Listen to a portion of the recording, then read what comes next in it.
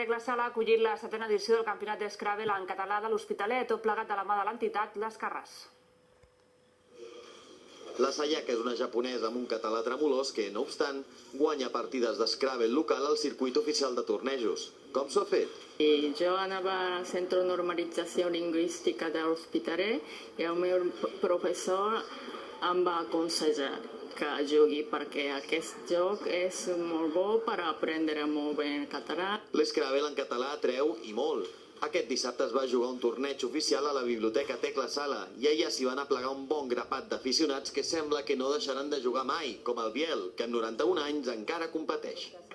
Encara que n'hi ha d'altres, penso que en el que ve darrere meu el supero de 20 anys gairebé. És el 7è any que Les Carràs, el club d'Scrabble de l'Hospitalet, organitza aquest torneig. Durant tot el dia els guanyadors de les partides es van enfrontar per guanyar no només la competició, sinó també premis com aquesta H, atorgada en honor a l'inicial de la ciutat a qui més punts fes amb aquesta lletra. No va ser fàcil. Però hi ha gent de molta qualitat. I és que aquest joc no és simple i calen moltes virtuts. S'ha de tenir coneixement de la llengua i després ha de tenir un cert coneixement estratègic. Saber intentar col·locar les fitxes el millor possible i jugar a favor seu i jugar en contra de l'adversari.